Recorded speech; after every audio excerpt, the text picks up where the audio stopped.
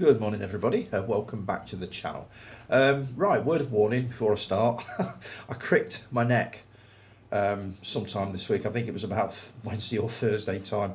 And to get comfortable, sometimes I have to sort of raise my shoulders or tilt to the side. So if you suddenly find me the shoulders coming up a bit like this, or I'm sort of leaning over to one side going, oh, do forgive me. That's why. It's actually eased off a little bit, so I should be all right this morning, but this last couple of days it's really killed. So right, I put a post on yesterday.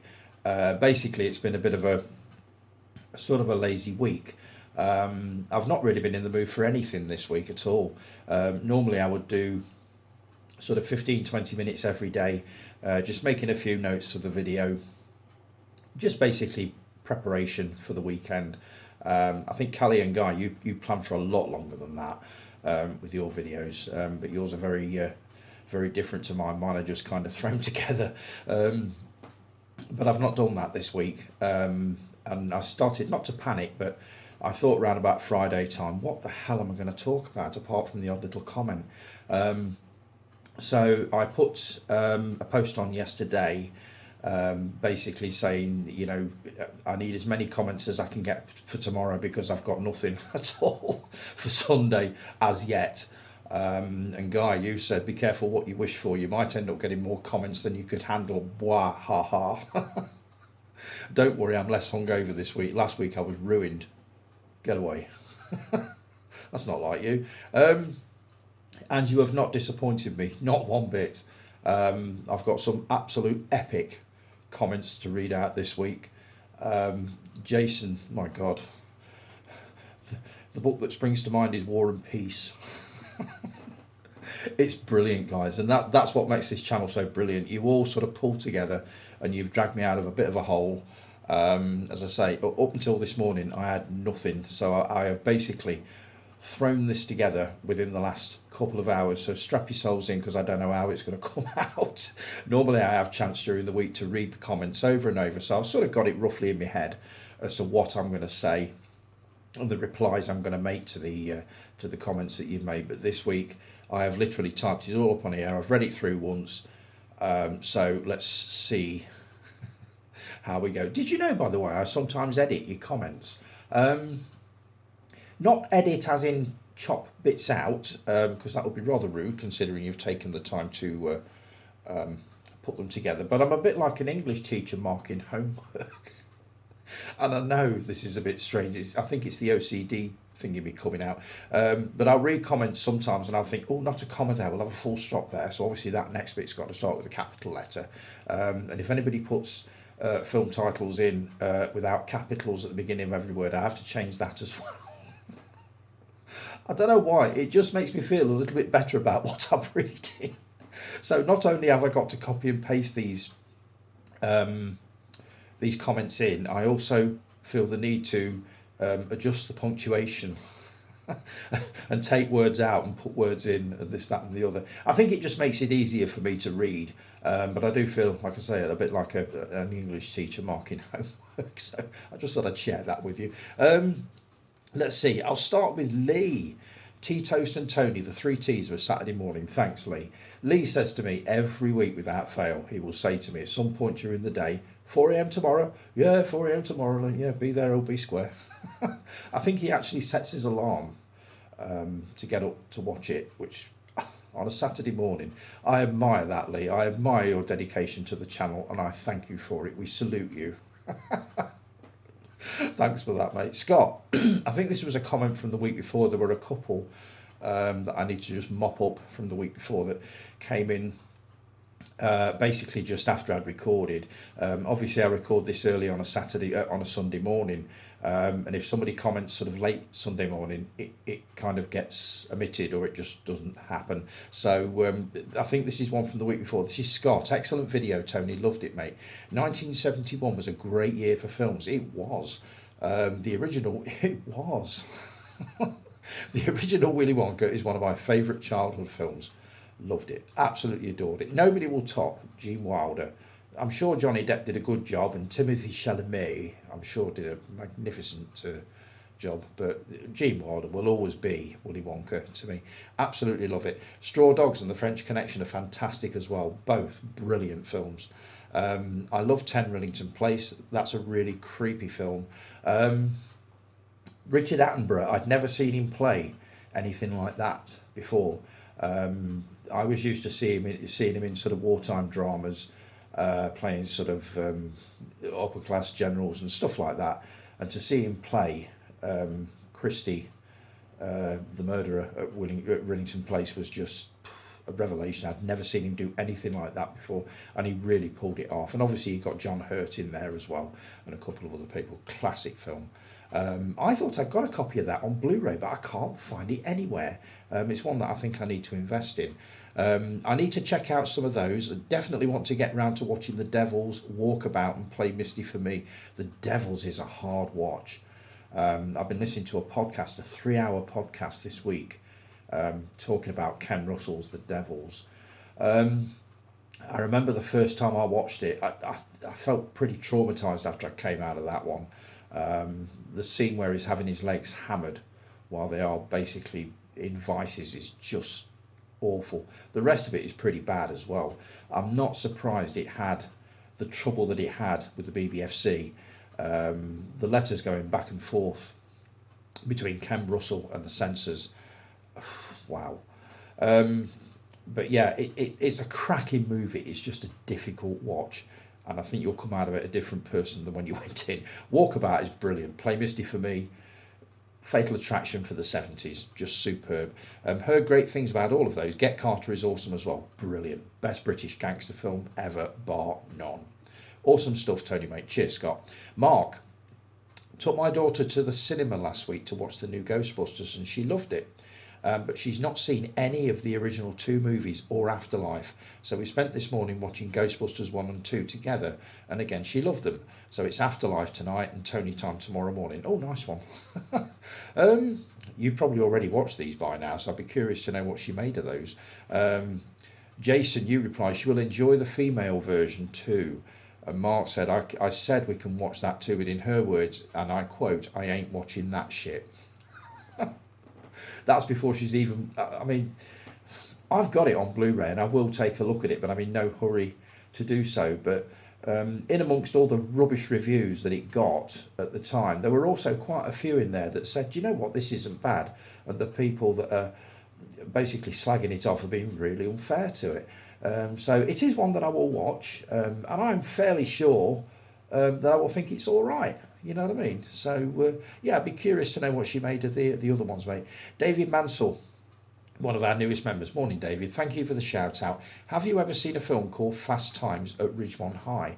No, I haven't. I've got it, but I've not watched it. This is an old story. You'll get used to this. The more you're in the group, you'll get sort of more used to hearing me saying, yes, I've got it, but I haven't watched it. In fact, there's a new thread coming up at some point, called something like Own It But Never Watched It.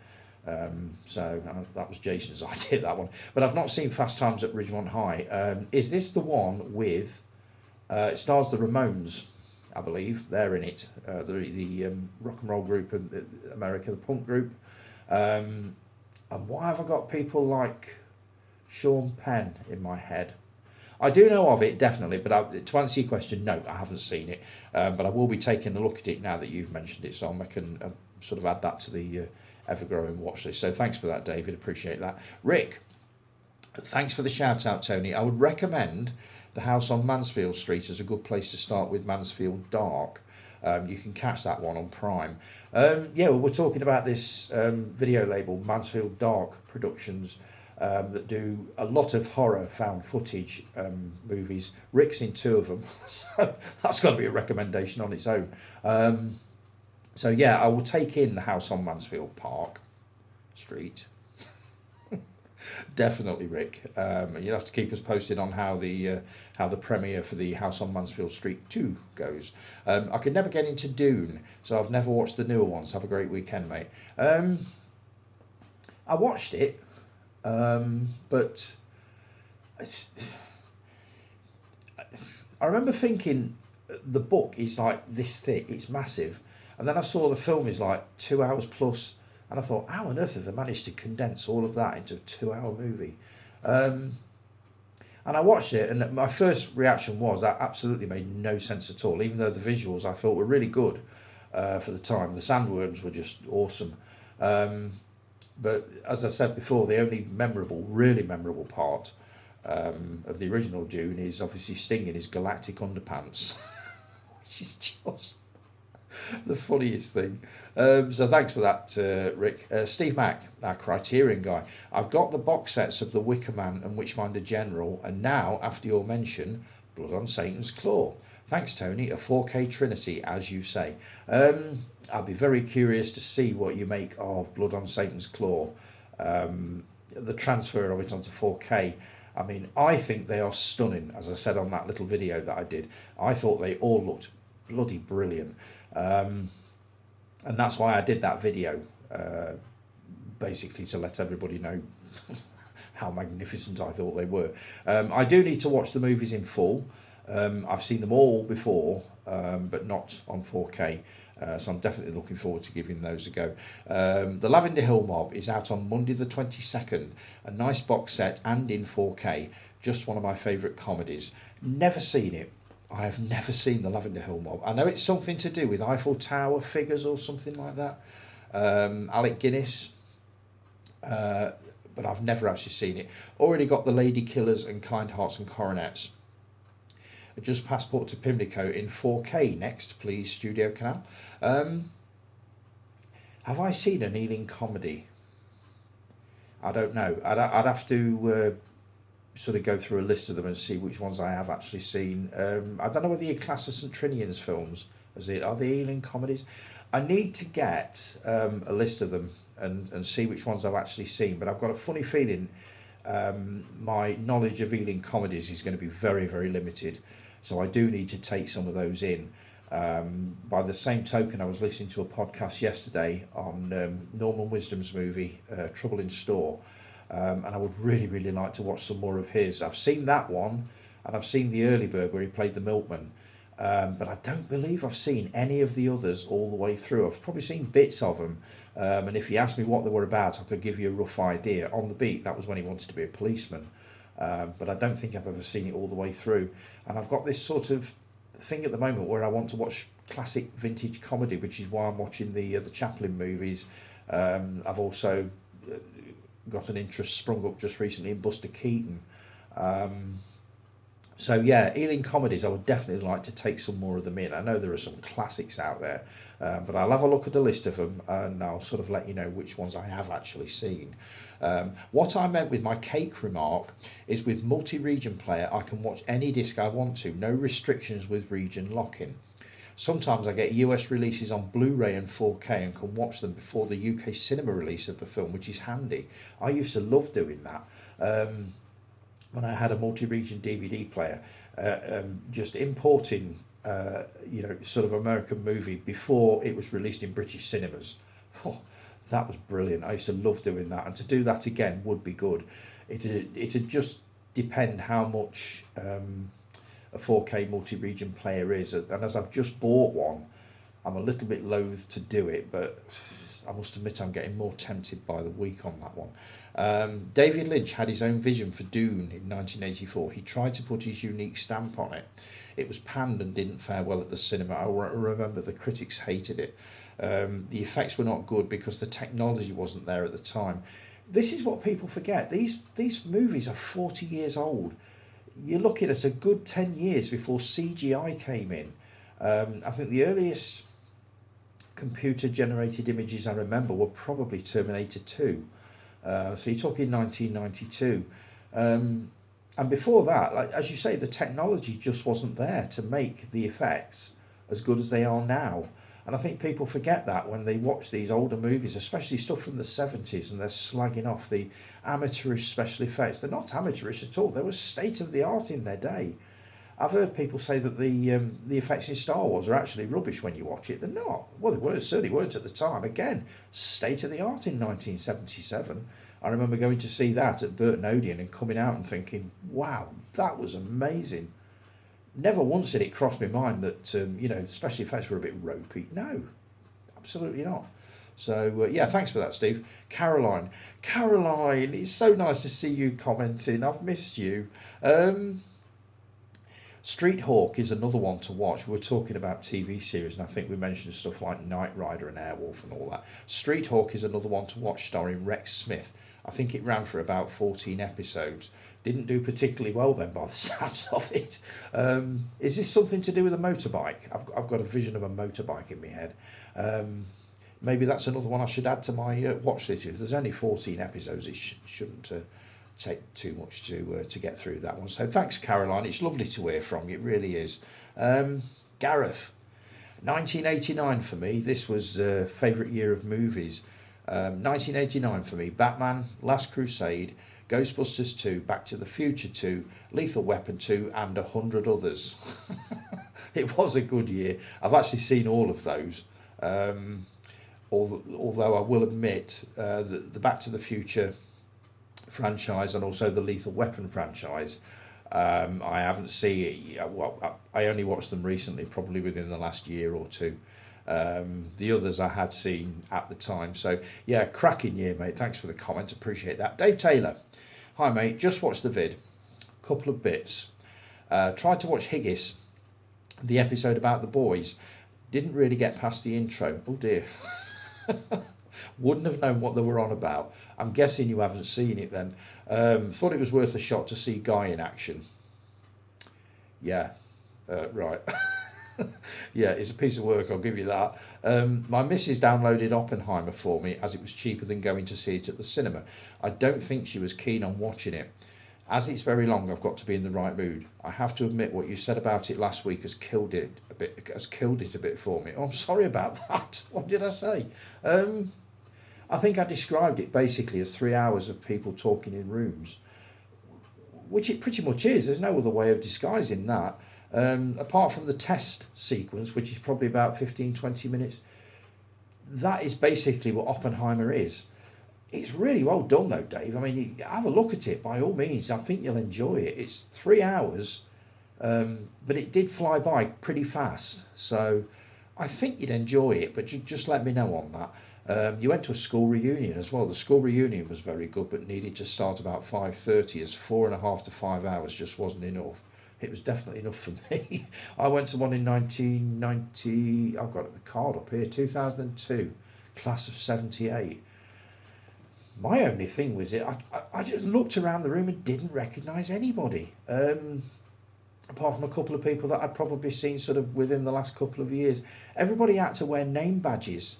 I mean, full names, not just first names, because it was just, you just looked around and thought, I don't know these people. And it sounds horrible, and I don't mean it to, but you're talking to folks and you think, I have nothing in common with these people anymore. This is a time way back. I mean, this would have been, so 78 would have been 25 years. Is it 25 years? I've got a card up here. I can't see it there. 78, and it was in 2002. So 88, 98. Yeah, so it would have been 25 years or thereabouts. But people have changed, and people have changed just so much. And as I say, you're talking to people, and you suddenly realise I have nothing in common with any of these people.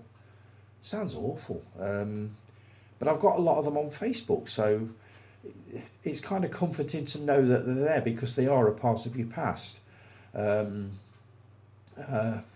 only good part, well, the only real good part of it for me was that we got to walk around the school and see how it's changed since we was last there. I really enjoyed that.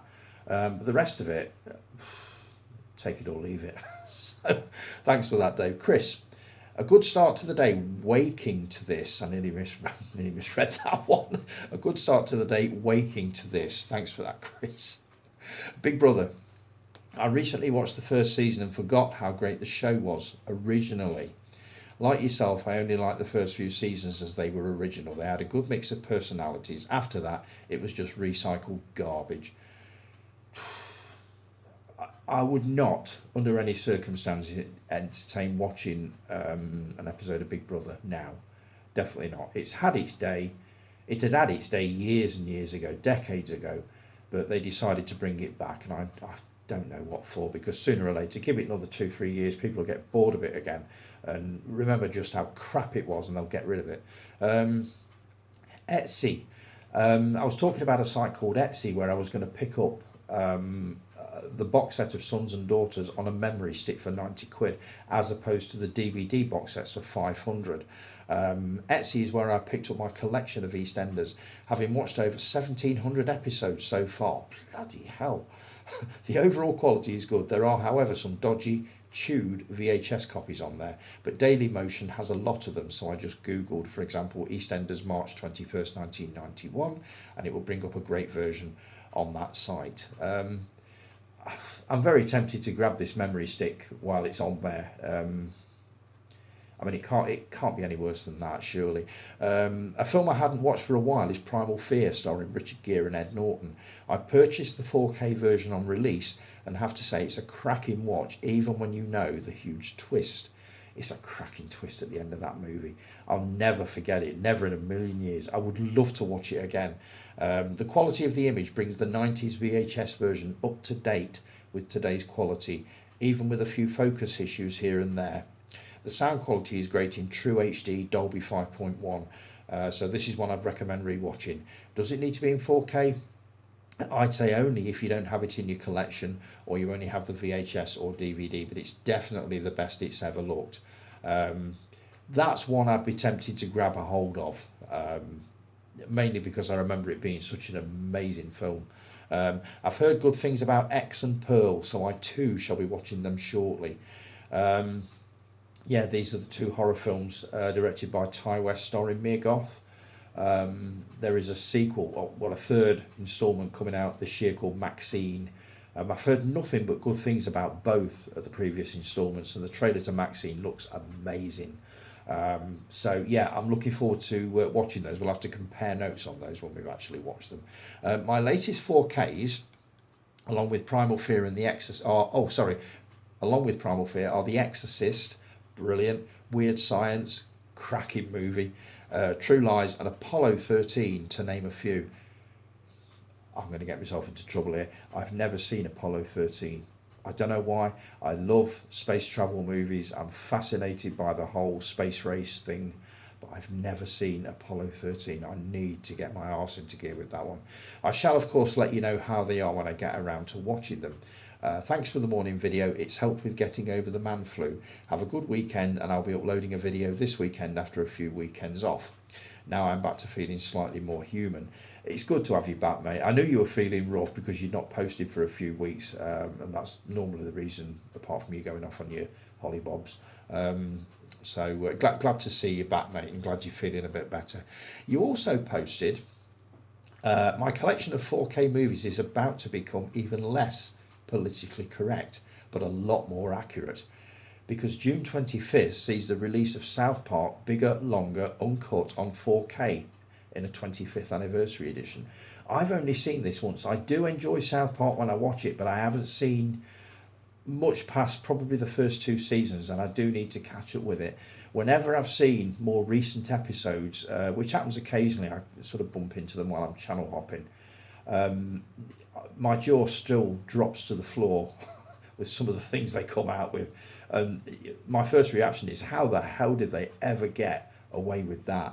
So I would love to see South Park Bigger, Longer, Uncut again, so maybe 4K is the way to go with that one. Jason, you said, Jason P, never seen a single episode. I've seen clips and that was enough. Same with The Simpsons and Family Guy. I've never been really into these cartoons. There's another curveball. I'd have thought South Park would have been right up your street. Don't know why. I just assumed it was. So you've caught me out with that one. Rob Gear, you said, love South Park, especially the Bigger, Longer, Uncut movie. And you also said there will be a movie review from me on Sunday, which would have been last week now. It's called Abigail.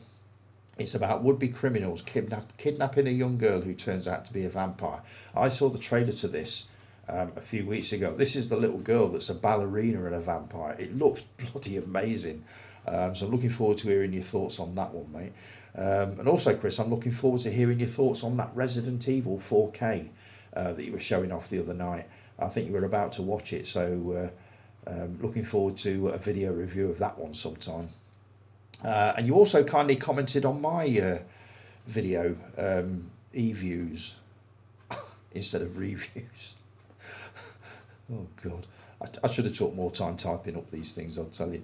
Yeah, you also commented on me the little video that I did on the 4K releases of Witchfinder General, Blood on Satan's Claw, and also The Wicker Man, which actually came out quite a while ago. Good morning, sir. I love the way you call me sir, so sweet. I've been afflicted with the man flu this week, and as a result I have not been able to watch much of anything. However, I am now catching up on what I have missed. Your review of these films is excellent. I have been looking forward to watching Blood on Satan's Claw, as it is a film that I have always been interested in but never had the opportunity to see. I believe that you have convinced me to watch it in all its 4K glory. My work here is done. If there's one thing I do love doing, it's recommending movies that people watch and they come away from it saying that was absolutely brilliant, really pleased you recommended that. Especially when it's older movies that, you know, chances are a lot of people have never even heard of. So yeah, I 5, 4, 3, 2, 1, Zen. Yeah, my work is done with that. So let's see. It is truly remarkable what a studio can accomplish with classic films when they have the right team and equipment. I eagerly anticipate your future reviews. Thanks, Chris. I will be doing more of those. The reason I did that particular one is because I wanted to get it out there how good the transfers and the extras were on these discs, because I've been considering buying them for probably a couple of weeks, and the shortage of videos on YouTube or reviews of the actual discs, not just the films, they were pretty thin on the ground, and all I wanted was to bump into, you know, a review or something that was basically saying the transfers on these movies are excellent, they're a great upgrade from Blu-ray. That's all I wanted to know, and I couldn't find any. So I thought, you know what, I'll do one myself and get the word out there. And I also asked if there were any movies that you personally would like to see on 4K. I said I wanted to see the Doug McClure monster movies of the 70s, The Land That Time Forgot, People That Time Forgot, At the Earth's Core, and my all-time favourite, Warlords of Atlantis, which I have seen so many times I've lost count. I just absolutely adore that movie. And you said those are great movies in need of a 4K remaster. Absolutely. I'd love to see Troy. Not watch that, that's Brad Pitt, isn't it? The Wanderers, classic. And Ridley Scott's Legend. I saw it once and really enjoyed it. This is Tom Cruise's The Elf, isn't it? However, I don't think the latter will happen, as I don't think there's a surviving negative of a 35mm. Fingers crossed Arrow come up with something though. They do a cracking job with everything they do. I mean, if anybody could bring out a film like that, I could definitely see Arrow doing it. So fingers crossed they'll pick up on that one and do something with it. So right, I've got the next review, the next comment coming up. We're getting into the longer ones now. I did ask for it and I got it. So I'll just pause this for a second and I'll be back in a couple of seconds with more.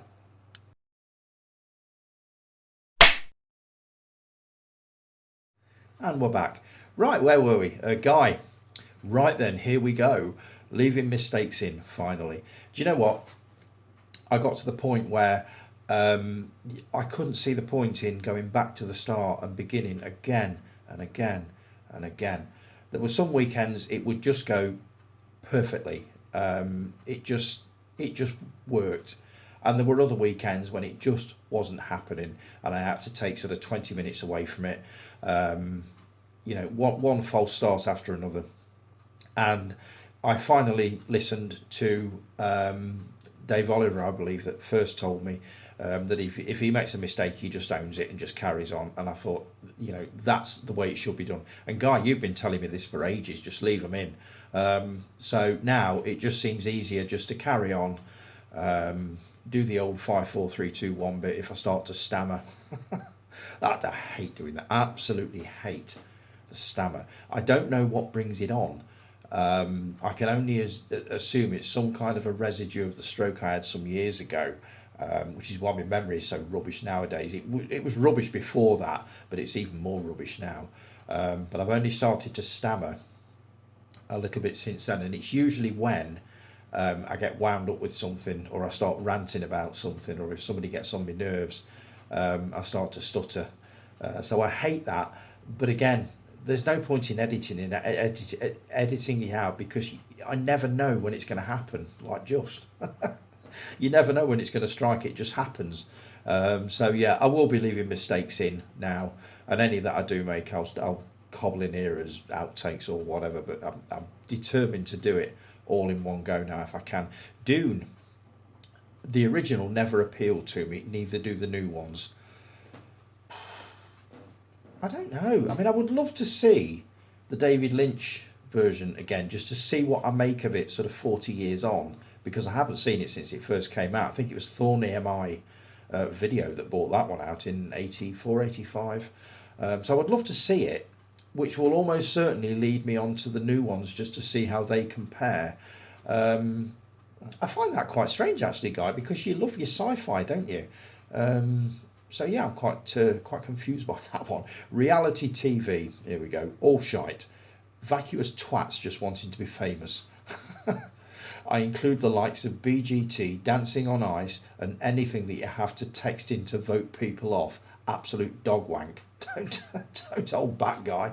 Oh my God. No, you all know my views on reality TV. I absolutely loathe it. And the thing is, it's crept in so slowly over the last probably 20 years that we've hardly even noticed that the majority of TV now is reality stuff, where we used to have, good dramas, good documentaries, all that kind of thing. Now it's just all ordinary people leading ordinary, boring lives. The other ones I can't stand. Is it Come Dine With Me?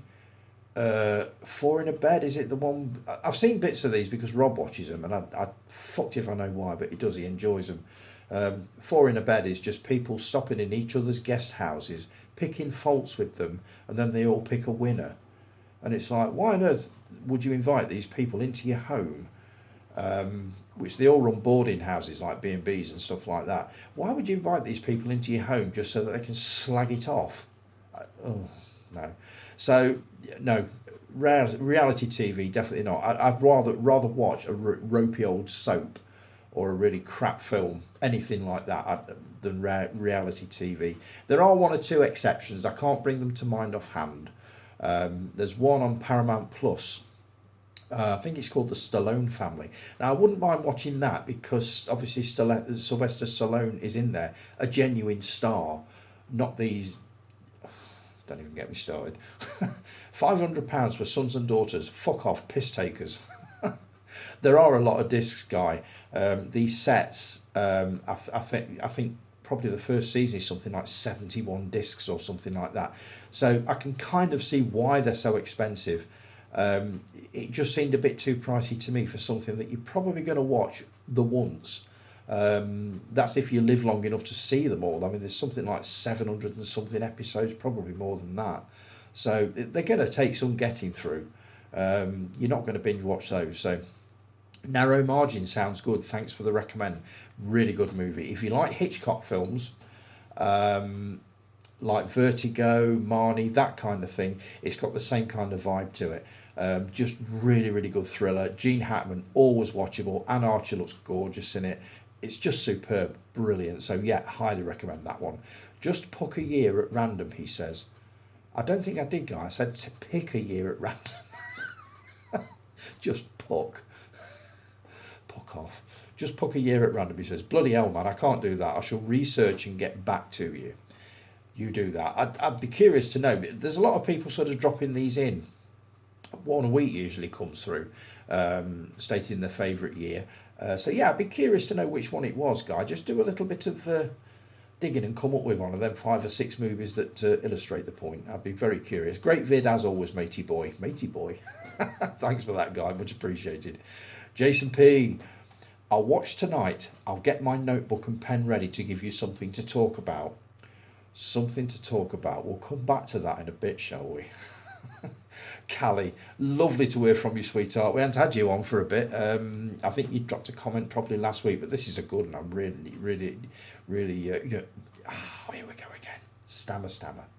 Slow down, tone. Right. Callie, good to hear from you.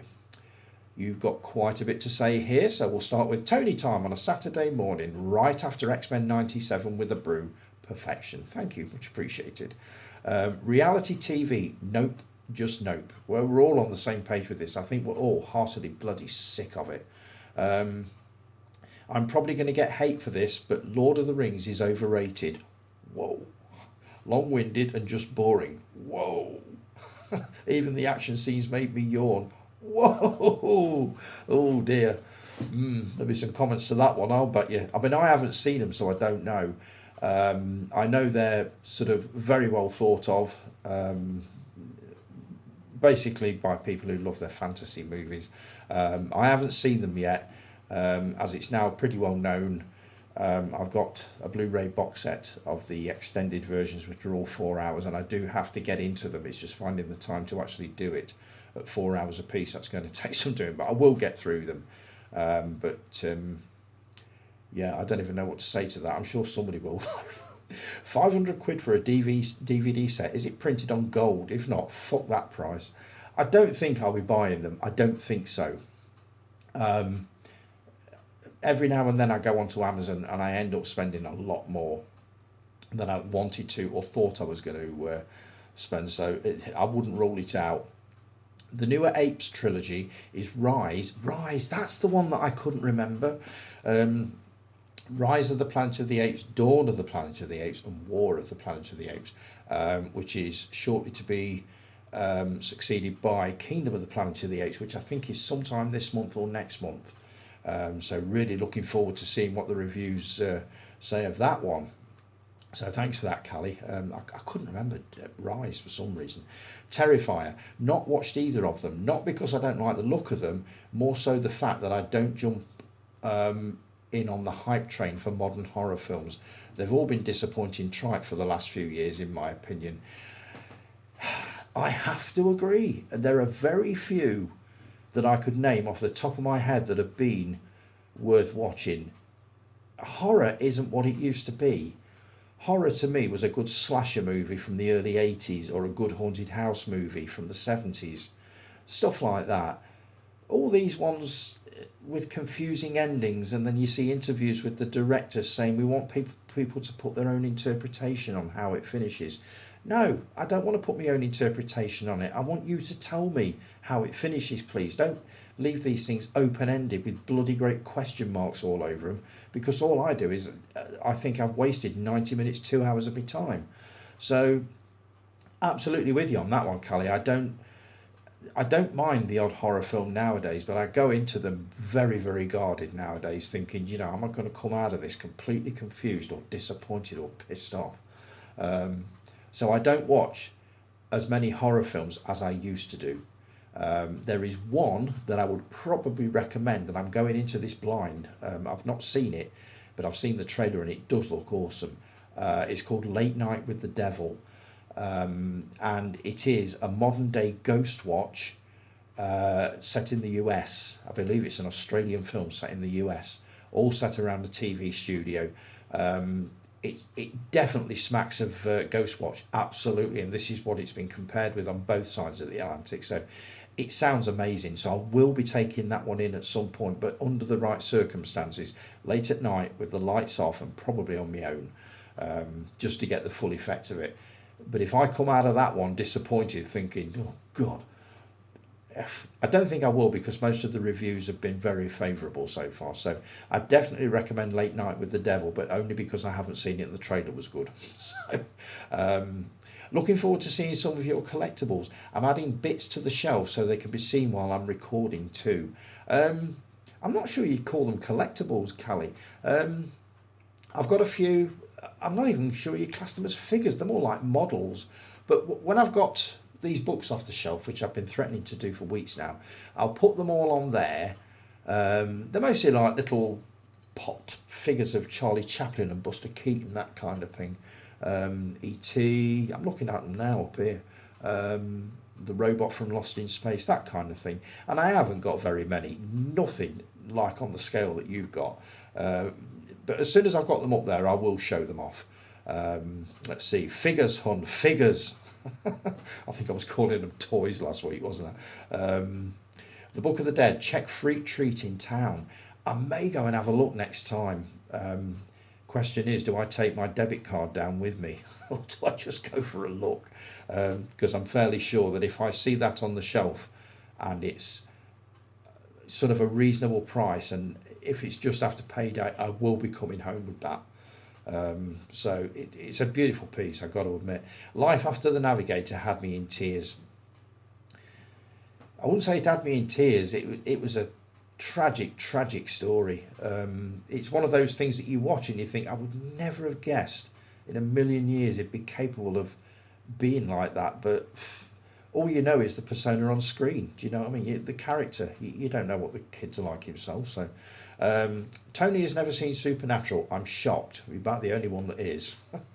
Life on Mars, amazing. I'm 4 episodes in.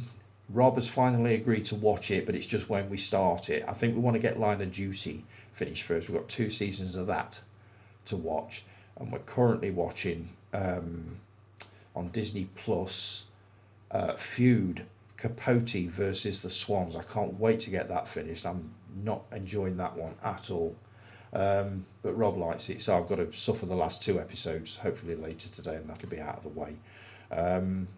The Kardashians comment. It's more the egos on the soups that gives it that feel. I can't stand them. I just can't. To me, they're just plastic-titted nobodies. I don't get it. I do not get the fascination with these people. I just don't. Let's see. I second what Guy Jessup Braithwaite said. Watch this week's episode of Higgins. We have a special award for you. You won't bloody believe it. I do believe it because I've seen it now. I've won, believe it or not, the 2024 award for the Victor Meldrew lookalike contest. I had no idea. I don't believe it. I didn't know. So thanks for that, Callie. Much appreciated. And it's great to see you commenting as well. I will be catching up with comments on yours.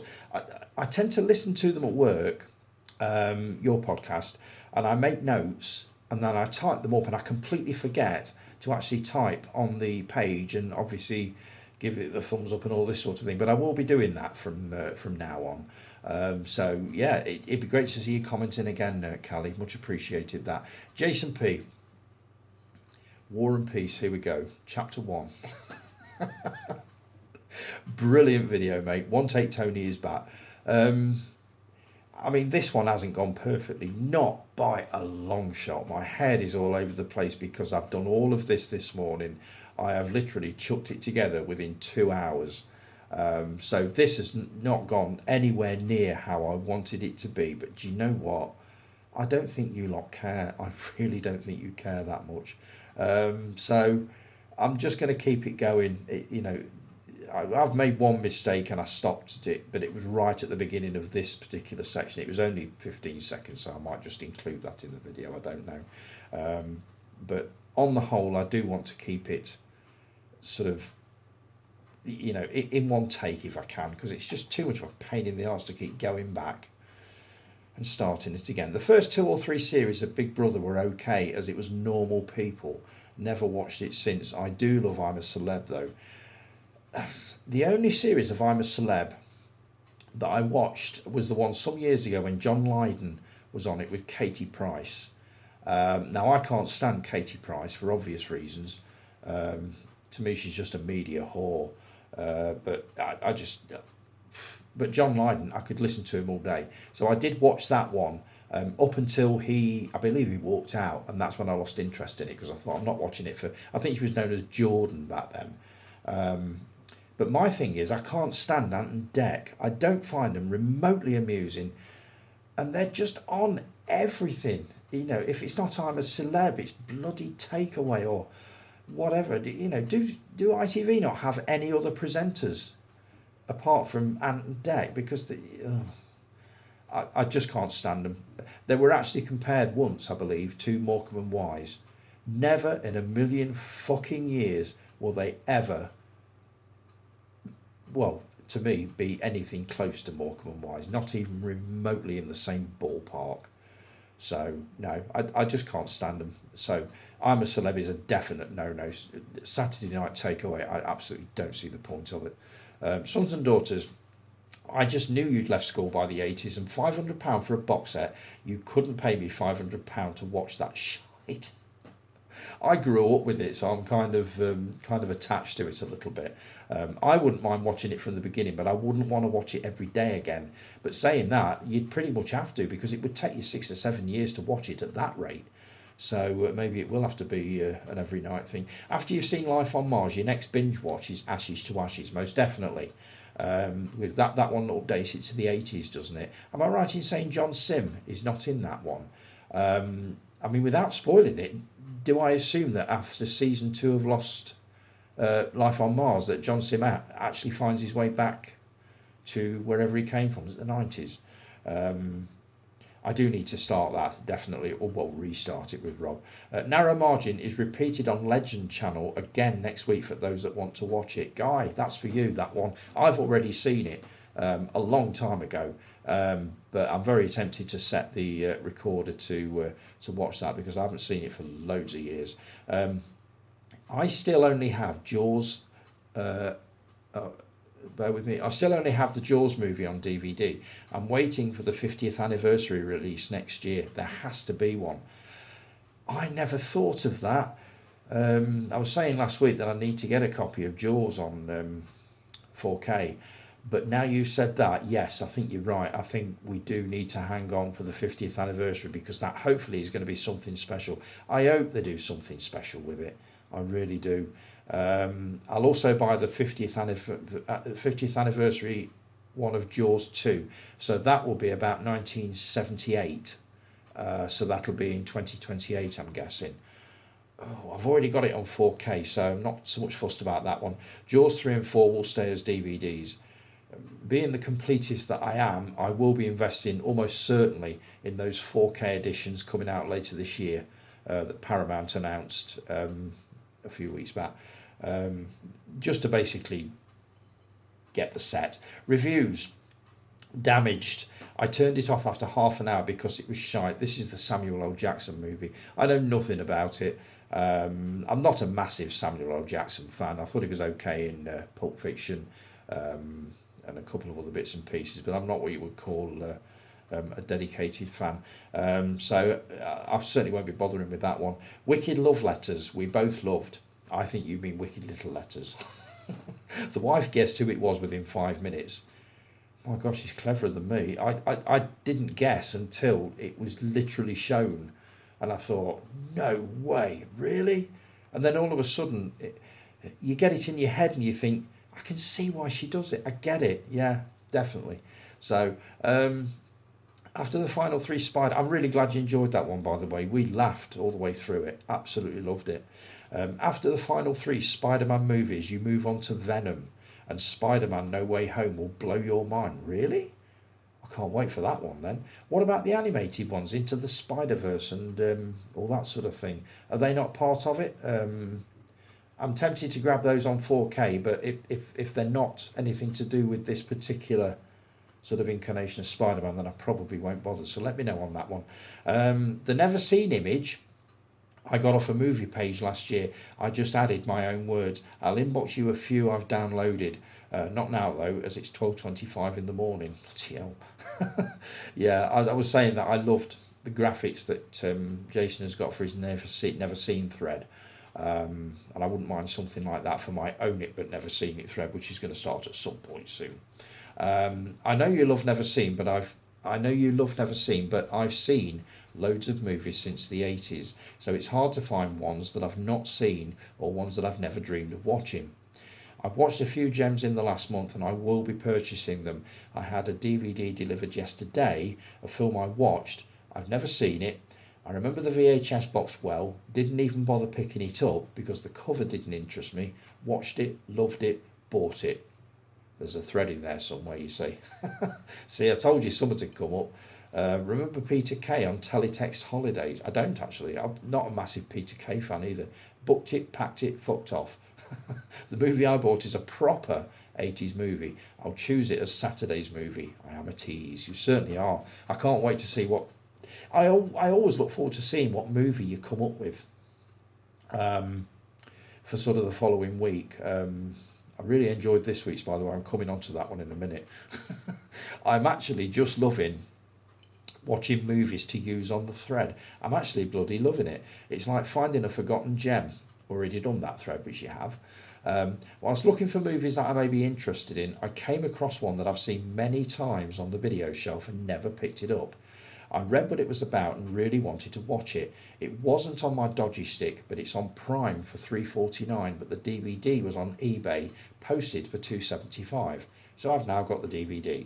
It was released in the late 80s, and I cannot for the life of me work out why I would never have seen it. So I hope it's good. I'll watch that in a few weeks. Looking forward to seeing what that one is.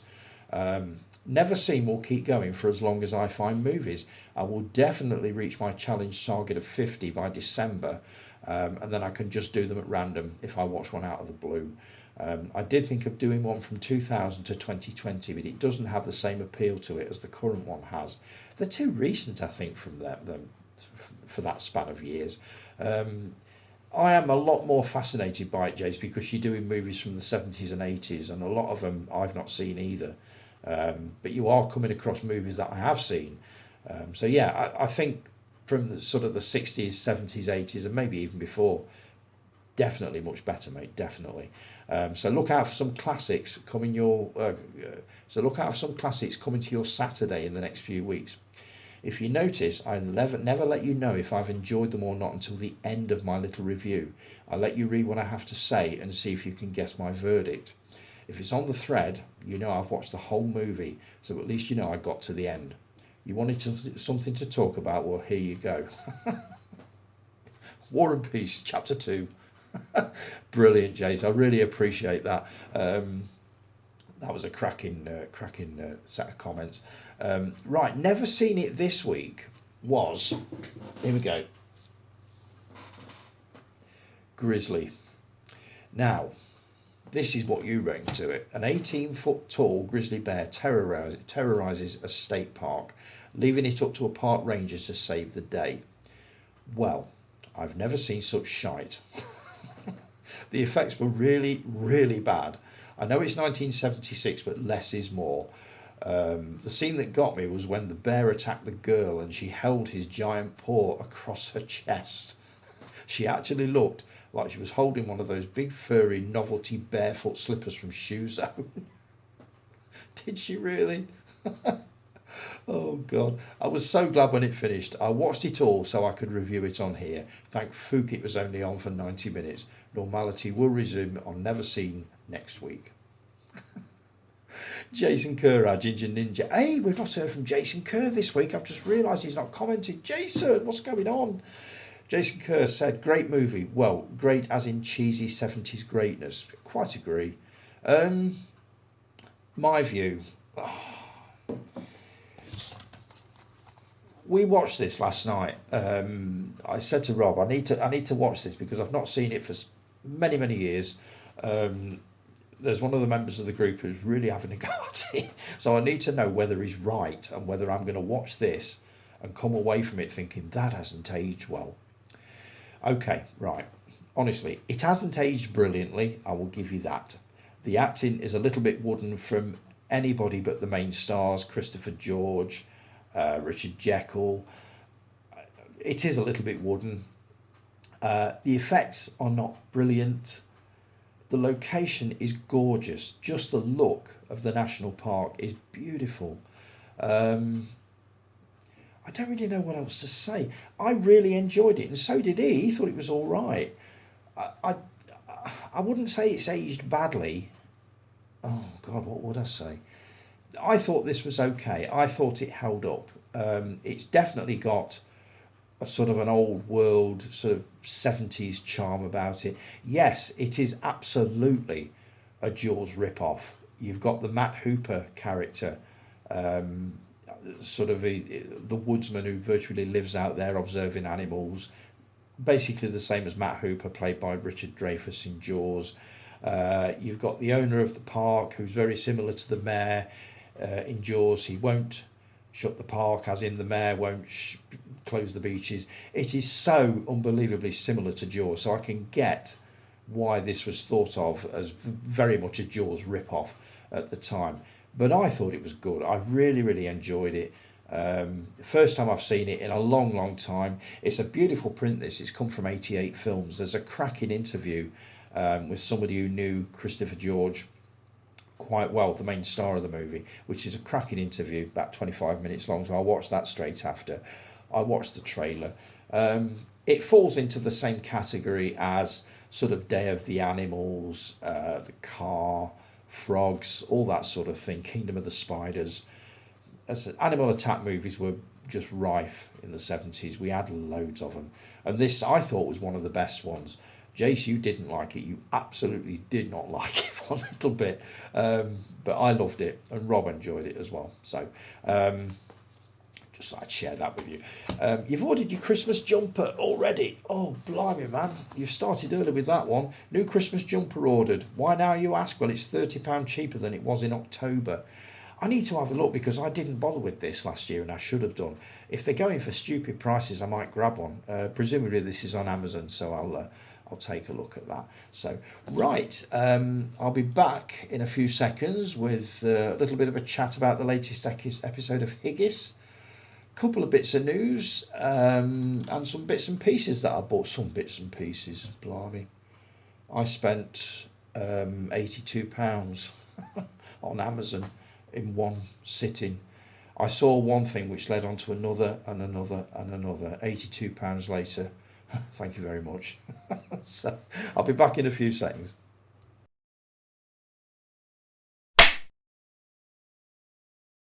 And we're back. Right, into the final stretch, guys. Higgis, the latest episode. Listened to it yesterday. Geeky chat. Basically everything but the kitchen sink. Love the rendition of That's Amore guy. Dean Martin would have been proud of that one. Wine glass in your hand. Perfect. Callie, you were talking about The Boys. You've now compared it to mixing X-Men 97 with The Real Housewives. Another bunch of plastic titted nobodies.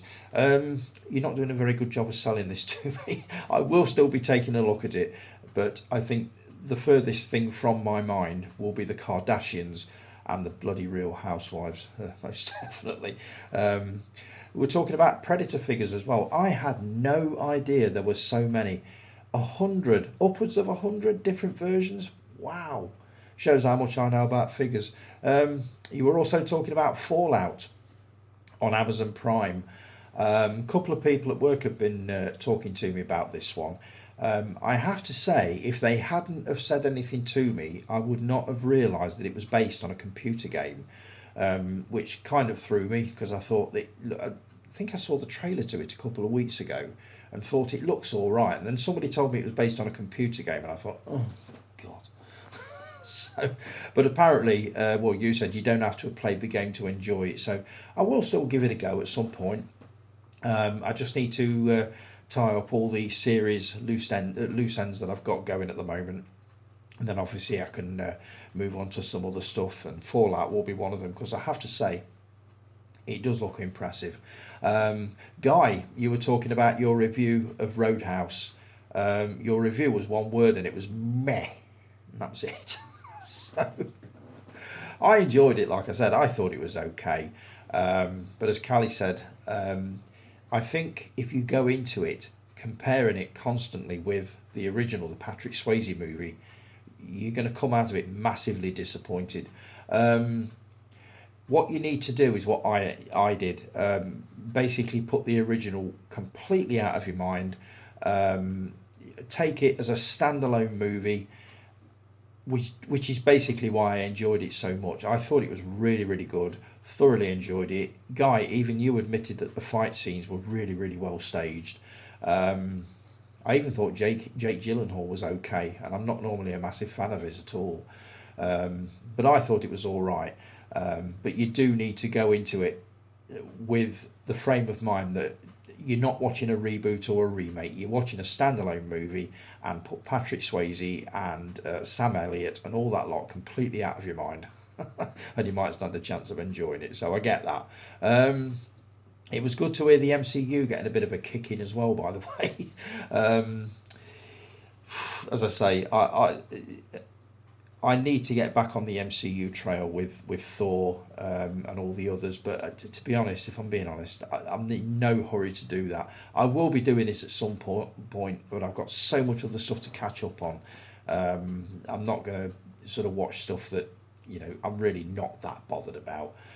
But I will come back onto it, I promise you. But we were talking about Marvel fatigue again, and obviously the MCU came in for a bit of a kicking, which was good to hear. So, and Guy, you mentioned the new Star Wars movie that's in the works, directed by a lady whose name I cannot remember. I believe you called it Rogue Stroganoff, as opposed to Rogue Squadron. So, and it's been billed as Top Gun in space. Sounds intriguing. I'd definitely be up for having a look at it. I've not seen any of the later sort of incarnations of Star Wars, as in I've yet to see The Last Jedi, and I've not seen Solo or Rogue One or the TV series The Mandalorian, Obi-Wan, none of that, not seen any of that. So I do need to go back to the beginning and start my Star Wars journey all over again.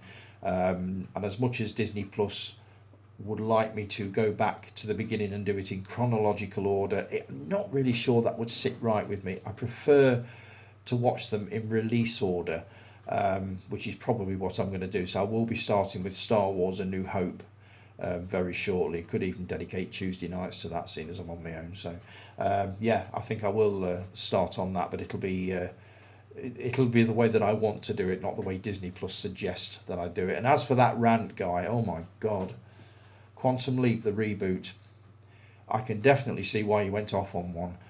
What's happened, for those of you that have not seen it, Guy is a fan of the reboot of Quantum Leap. Now, normally when they reboot TV series, they don't usually work that well, but this one apparently is very, very good. He's got season 1 under his belt. What pissed him off is that season 2 has aired in the States, and there is still no sign of it airing in the UK. And if that wasn't bad enough, to add insult to injury, he finds out a few days later that they have cancelled it, the series altogether. So there is little point in watching season 2, especially if season 2 is going to end on a cliffhanger, which is never going to be resolved. What's the point? And this is my main argument with series nowadays. I like to usually make sure that they've got at least 2, 3, sometimes 4 series under their belt before I start watching them, because I don't want to invest hours and hours, which totals days when you look at it, to a series that is just not going to go anywhere.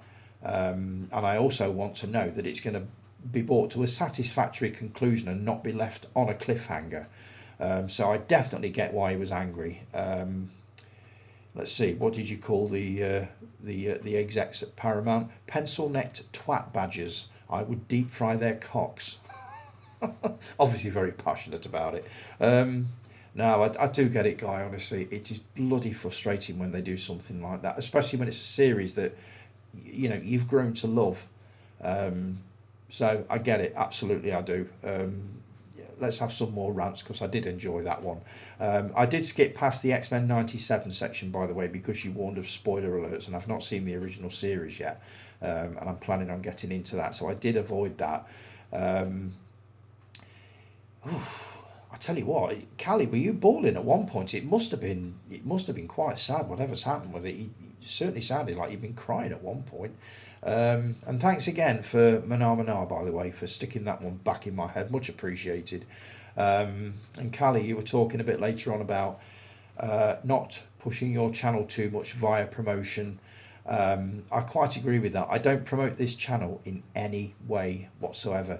I just basically come back every Sunday, record an episode, drop it the next Saturday at 4 a.m, and I've been doing that for God knows how long. There's no promotion involved whatsoever. As you said, if you keep putting the work in and you keep putting yourself out there, eventually your audience will find you. And I know for a fact that my audience has definitely found me. I know I've only got about 136 subscribers, but I'd rather have that than 2,000 subscribers and 1,560 of them don't actually watch. They're just kind of there. So my audience is probably, I would say, the videos get about 50 views a week. So I am perfectly more than happy with that.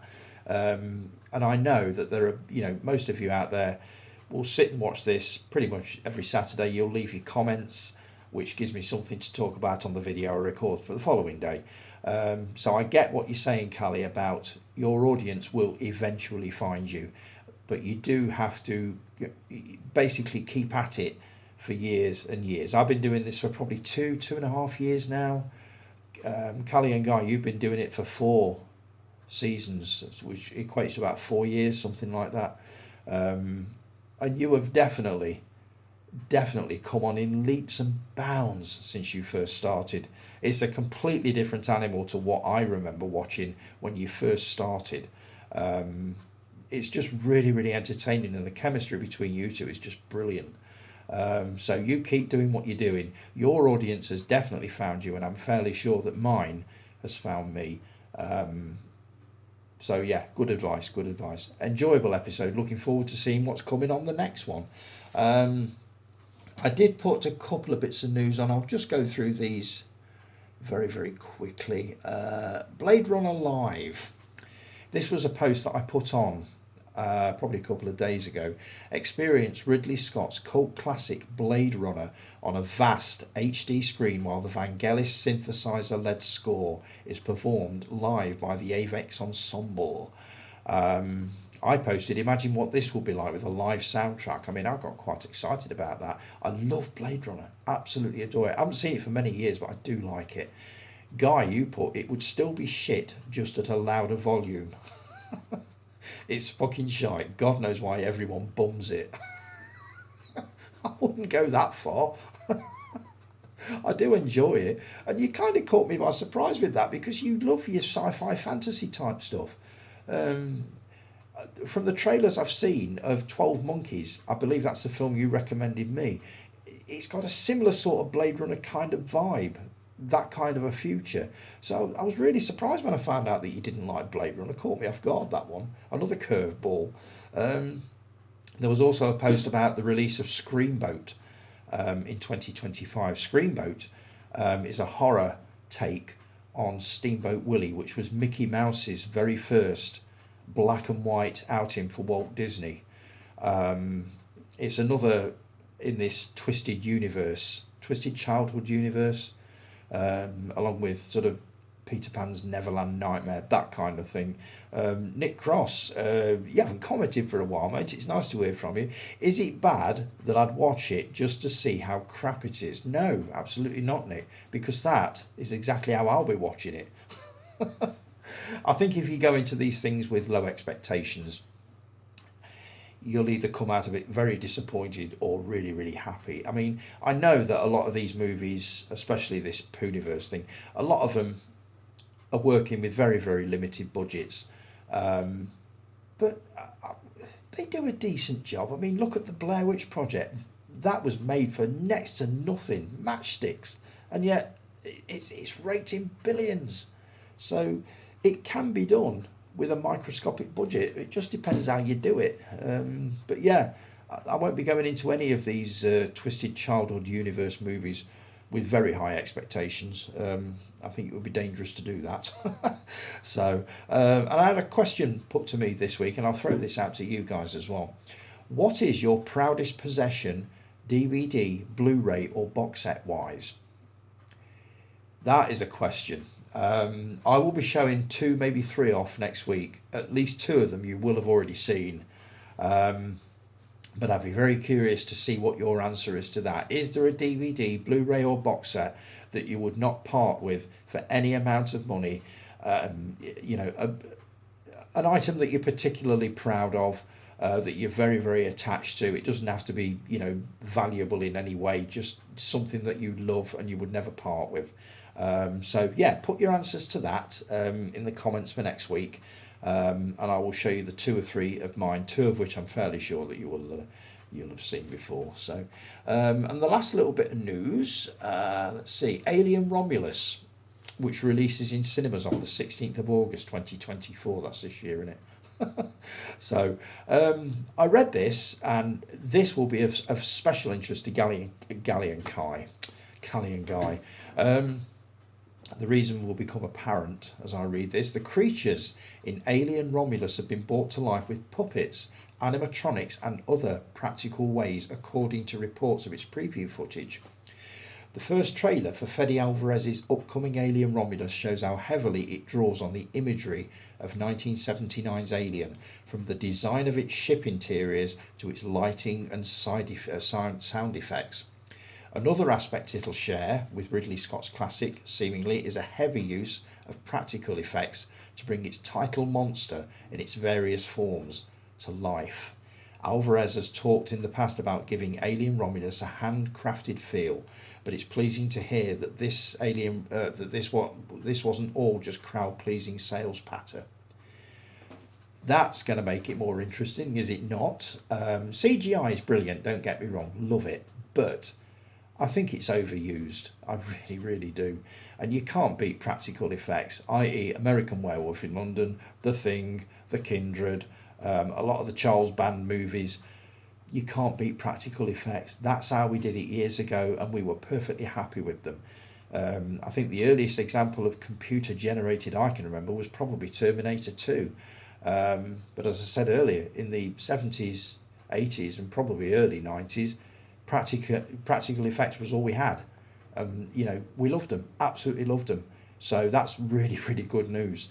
Right, I'll just show you a few bits that I've been treating myself to this week before I disappear on you. We'll start with the magazines. The latest issue of SFX, which I believe is a Doctor Who special, but you've also got articles in here on Kingdom of the Planet of the Apes, Star Trek Discovery, Creature from the Black Lagoon, oh that'll be interesting, Killdozer, we were talking about that the other week, Interview with the Vampire, Inside Number 9, love that series, and Rent-A-Ghost, revisiting the kids' TV classic. That's going to be worth a read. Got the latest issue of The Dark Side. See, you've got the Ultimate Screen Queen, Hazel Court. She did a lot of movies for Hammer. Warhol Horrors, Andy Warhol. There's all sorts in there. That's another one worth a read. And the latest issue of Infinity, which you've got articles on Planet of the Apes, let's see, Bernard Bresslaw, ultra popular, Japan's top superhero, I don't know who that's going to be. Testing times, do not adjust your TV set, that's something to do with the test card. So looking forward to that. I've got some DVDs and Blu-rays here, which I'll just go through. First off, The Great Buster. As you know, I'm working my way very, very slowly because I've only watched the first one so far of Chaplin's movies, and I caught a short clip of a Buster Keaton film on YouTube last week and thought, that's another one that I need to get into. So I've got this. This is a documentary on Keaton's films and also his life, and you've got contributions from the likes of Quentin Tarantino, Mel Brooks, Sybil Shepherd, Carl Reiner, Johnny Knoxville, Bill Hader, Leonard Maltin, Dick Van Dyke, loads and loads of people. So I'm really looking forward to getting a broader look on what he's all about. Next one, Two Faces of Dr. Jekyll. I listened to a podcast last week. I listen to it most weeks actually, Real Britannia, and they do a Hammer section every now and then, and they did a podcast on this movie. It sounded fascinating. I've never seen it. Stars Christopher Lee without Peter Cushing.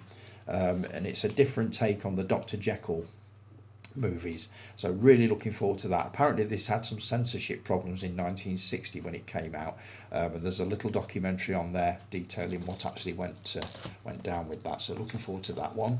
Gumshoe, we were talking about this the other week. This is one that Caroline's a fan of. This is Albert Finney as a private detective. I believe this is set it doesn't say anything. It's got no synopsis on the back, so I couldn't tell you. But I believe it's set in the 70s, which is when it was made. I think it was 1971. Yes. What certificate was it? It doesn't say. Sometimes the Powerhouse indicator discs, they put the certificate on there. But I believe it's set in a northern town. So looking forward to having a look at that. This is one I saw probably 2 or 3 minutes of on Sky a couple of weeks back and thought, that looks interesting. I love the legend of the Loch Ness Monster, so I thought I'd give this a go. The Water Horse. It didn't cost me $19.99, by the way. That's the sticker on that came with it. I think I got this from Music Magpie. It's to do with the Loch Ness Monster legend, so I'm really looking forward to a look at that one. Edith Piaf, huge fan. Ever since I went to Paris and saw a lady impersonating her on the tube, on the metro, believe it or not. She was absolutely magnificent. So I've been a fan of Edith Piaf ever since. Can't understand a word she sings, obviously, because it's all in French, but she's got an amazing voice, and this is a documentary on her life. I've also got the Vie en Rose, which is Marion Cotillard's movie, the biography of her life, so I'll be taking a look at that as well alongside that one. And we're back to Buster Keaton again. The Buster Keaton Chronicles, because obviously you can't just watch a thing on his life and not get some of his films. This is a 3-disc set, and it contains, 28 movies from the genius of silent comedy. Not much to say about this yet because I've not seen any of them, but I will be talking about them whenever. And also, another old network DVD, Buster Keaton, A Hard Act to Follow. This is a documentary that will run very nicely alongside The Great Buster, which I was showing off earlier. This is in 3 episodes. It's a vintage documentary. I believe it's from the 80s, and I get this feeling this will be very similar to The Unknown Chaplain, which I got the other week, which is obviously based on the life of Charlie Chaplin, but I'm looking forward to a look at that. And I've got some books here. I'll get the unmovie related one out of the way first. The Ultimate Air Fryer Cookbook. I've taken the plunge. I've gone for an air fryer. I've bought one. I had a voucher, actually. I've gone for the Ninja 2-drawer 9-litre. Should have been £200. Got it for 75 quid. Obviously, I needed a book to go with it, so I've gone for this one. There's a series on Channel 5 at the moment, Air Fryers Made Easy. And I've been watching that, and the lady that wrote this book is on that, doing a lot of her recipes, so I thought that's probably the one to go for. Right, back to movies. I've spent so much this week, this has got to stop. I saw this one and really fancied it.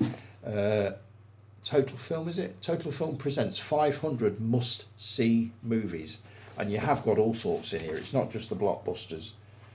Dr. No, Das Boot.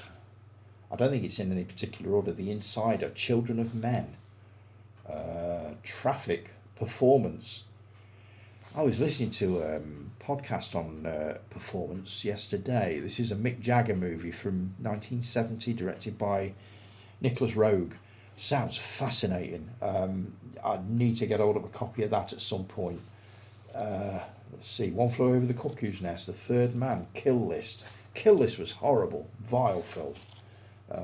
The Haunting, brilliant. So I'm looking forward to having a rifle through that.